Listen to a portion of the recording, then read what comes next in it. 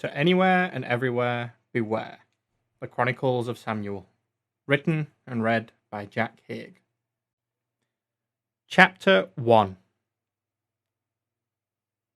Father always expected great things from me.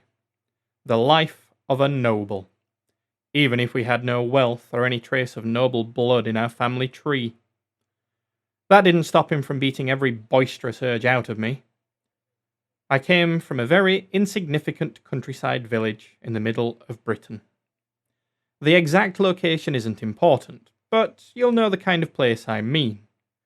The sort of village where everyone knows everyone's business, where the only restaurant and the only pub are one and the same, populated like clockwork with the same people. The kind of place that doesn't enjoy outsiders, has their way of dealing with issues, and doesn't think twice about smacking a child upside their head when they make themselves heard while the adults are talking. As was expected of me, I learnt from a very young age to keep my head down and work any job I could. Glass collecting, delivering newspapers, cutting lawns, anything at all just to squirrel away enough to help me leave that rancid place as soon as I could without ever having to return. And I never did. I found the cheapest university that would accept me and moved without a second thought. Student loans would only go so far, but I had enough saved to clothe myself and eat semi-regularly. Student housing was an upgrade to my previous living conditions, so I had nothing to complain about. I was a rather unremarkable student. I didn't stand out. I had no notable skills or aptitude for education. In all honesty, I passed what was needed to get by, and that's all there is to it. I was just happy to finish my assignments, attend my class, and enjoy my solitude. My time as a child is unimportant, and is only included to emphasize exactly how unimportant I was until I found the door.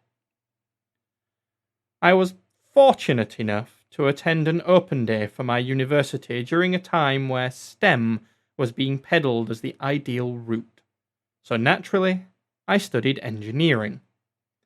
While it was not something I was particularly interested in, I was under the impression it would help fund a more interesting life and further my self-imposed isolation. More interesting than listening to my father's drivel about how to be a proper young man. My father had a lot to say about things he never actually achieved or experienced himself. I suppose, in some strange and twisted way, he wanted better for me than himself. He was raised by an angry drunk, worked all his life, and died at 54 with a scotch in hand, much like his father before him. I received a call about his death during a struggling time in class, and was able to leverage this terrible news and gain a few more weeks on an assignment I was finding rather difficult, earning me a passing grade due to the extensions and leniency I received. News of his death had a more positive outcome on my life than anything he'd done while alive. Mother was the quiet type, not one to challenge father, and certainly not one to question his methods of discipline. They were very good motivators for a person wanting to leave and find their own life. It was either leave and struggle on my own, or stay and struggle with them. The former was much more appealing. After my studies, I found a job working with networking equipment. The internet was always going to be big, right? Always money in that, I was told. As I said, I wasn't particularly gifted, so my role comprised of plugging cables in, moving network switches, and generally making sure the internet worked for different tenants at the business site. To be honest, I was a glorified cable monkey. The money was okay.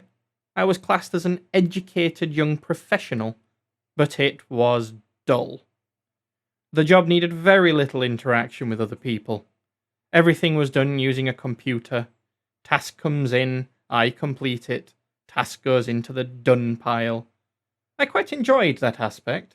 I had a little office where I wasn't really bothered by managers. In fact, my most direct manager probably forgot about me for some time, since my job was rather simple. The problem was, there was nothing else to do, and not many tasks came in. I sat in the room and waited for a task to come in until it was time to leave, which was most likely why the job remained open before I took it. Those with passion and drive weren't willing to stick out the boredom. I had no hobbies except reading. I could read all day in that little office.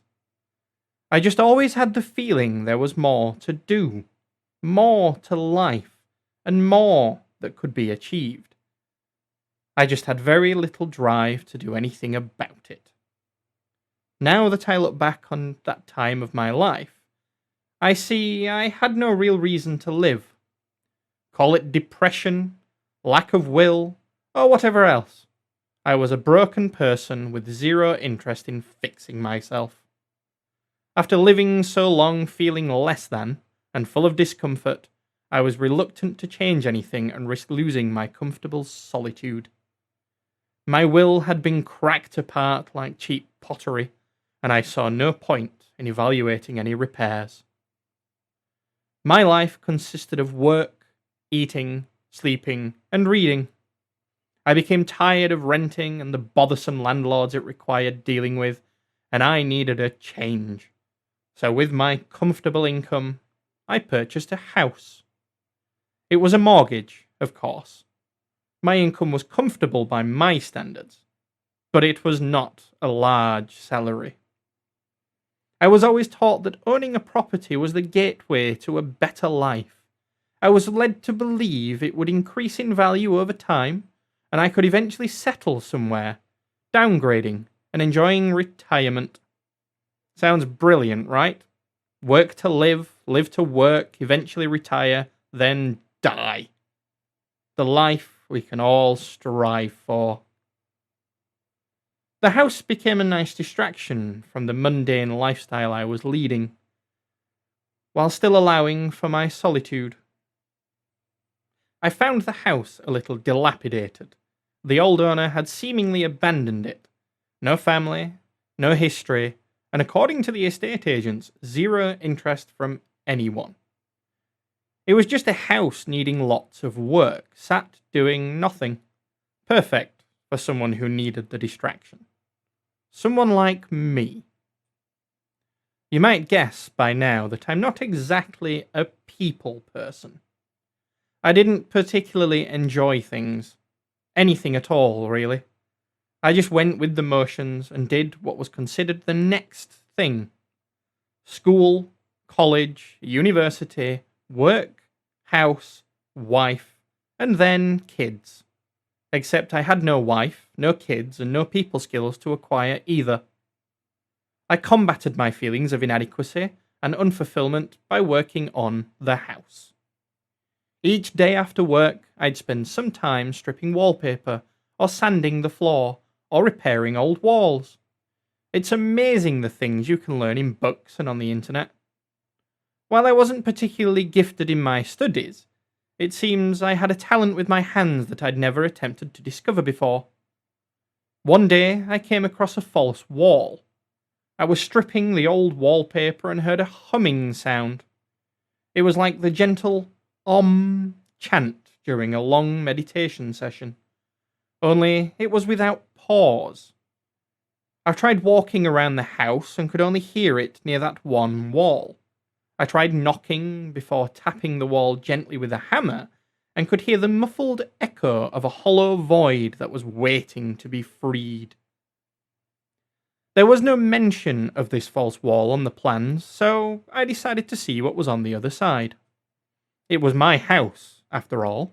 I could knock a hole through any wall I pleased. I assumed it would lead to an old panic room or a blocked-off storage area, but instead, I found a staircase. I followed its old, creaky steps up to an attic space that looked like it hadn't been used in decades. I shone my phone's light around the room and saw an old dusty mirror, paintings of unknown origin, and a wooden desk and chair in the left corner. In the opposite corner, where the humming sound appeared to be coming from, was a door placed against the wall. There was no electricity up here, and the light from my phone was not bright enough to make out the room entirely, so I installed a wire from the main line and ran it up the wall next to the stairs so I could plug in a lamp. It didn't take me long to do, and once I had sufficient light, I could see the door in all its magnificence. The door was a dark grey and looked to be made from some form of metal that was covered in dust. Spiral patterns circled the door, as if thick wooden logs had been meticulously woven together, then twisted and turned to form the frame. I was admiring the swirling wooden frame before I noticed the words, "To anywhere and everywhere, beware," engraved in the middle at the top of the frame. I had no idea what the words meant, nor did I really care at that time. I was more concerned about the humming sound. I moved closer to inspect the door, and when I placed my hand on the edge of the metallic surface, the humming stopped. I felt something similar to a static electricity shock and pulled my hand back instinctively. I assumed the humming was a faulty wire somewhere and I'd just released the pent-up energy. On the desk, I saw 2 old candle holders, and in between sat a dusty book. As I was about to touch it, I was startled by a sudden scratching sound coming from behind the wall to the left of the door. Clearly, the squirrels had been enjoying the place undisturbed. I added this to the list of things to fix later, and knocked on the wall to shoo them away. I looked back at the door and around the room, taking in what I had now decided was my new reading room. I wanted to pick up the book on the desk, but there was something about it, the way it had been sitting there for so long without being disturbed, that just made me feel like I shouldn't move it yet. I wanted to give the whole room a good dusting first. I approached the door and traced my hands over what I had thought was the gap between the door and the wall. There was no gap. The gap was actually a hard, rock-like surface that was as dark as obsidian. It bordered the entire door, was cold to the touch, and ended where the spirals in the wooden frame began. I traced my hand all around the edging surface, over the spirals, fingering the words and reading them aloud almost in a trance. To anywhere and everywhere, beware. Finally, my hand reached the doorknob and the keyhole, where a small, enticing key sat comfortably in its home. The protruding part of the key had a pattern similar to a pair of arching goats' horns. The horns swirled inwards, forming the handle. The shaft of the key was rounded and thick. I decided to pull it out. It was mesmerizing. It had an almost mystical allure to it. The shaft, now that I could see it fully, was crafted to look like the ulnar and radius bones. If you aren't aware, not that I was at the time, this is the 2 bones of a forearm.